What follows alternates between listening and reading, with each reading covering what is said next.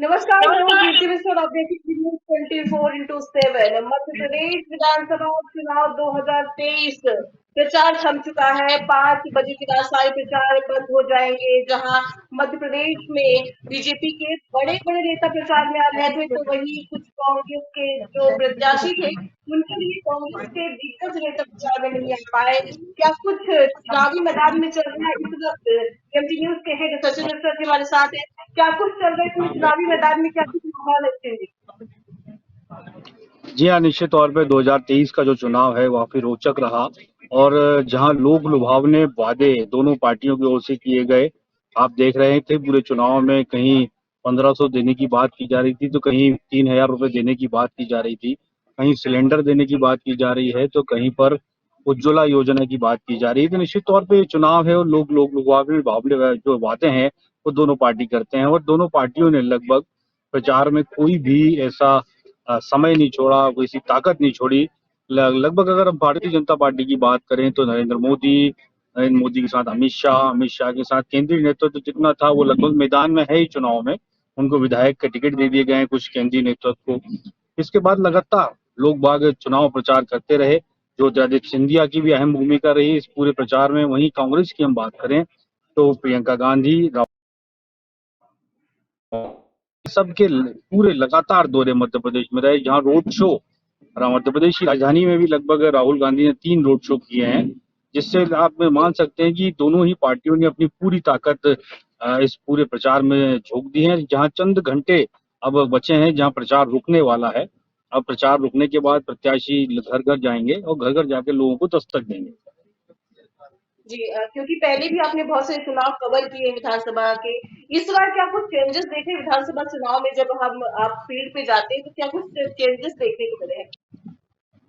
देखिए, चुनाव आयोग की भूमिका जो होती है बहुत महत्वपूर्ण भूमिका होती है, और चुनाव आयोग की सख्ती इस बार साफ तौर पे नजर आई।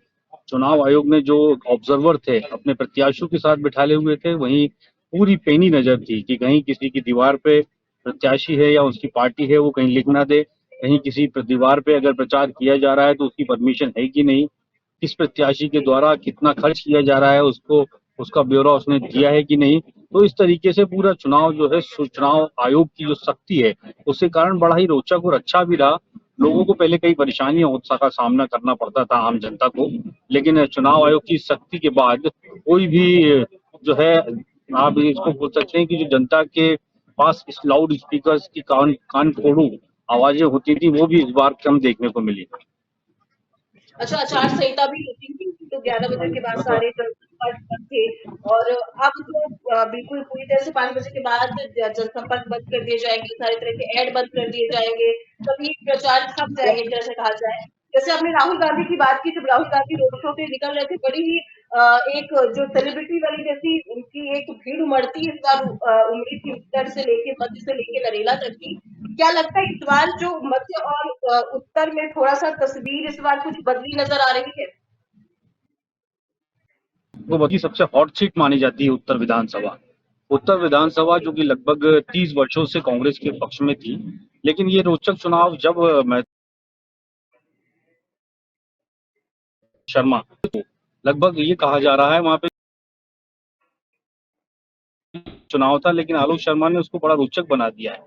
अब लगभग वहां पे फाइट नजर आ रही है कांग्रेस और भारतीय जनता पार्टी, जहाँ पे माइनॉरिटी के नाम पे दोनों चुनाव होते थे, हिंदू मुसलमान के नाम पे होते थे, लेकिन अब वो एक तरफ जहाँ आलोक शर्मा है वो विकास के नाम की बात कर रहे हैं, और वहीं जो आतिफ हैं कांग्रेस के वो अपने पिताजी के नाम पे वोट मांगते नजर आ रहे हैं।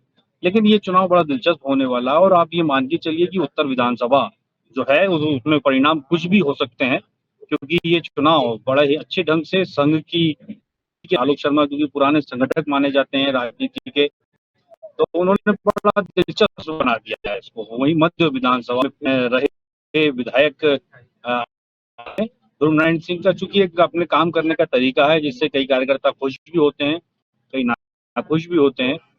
कुछ नेटवर्क इशू आ रहा है हमारे बीच में, लेकिन हम आपको बता दें कि आज शाम 5 बजे सारे चुनाव प्रचार थम जाएंगे। अब प्रत्याशियों की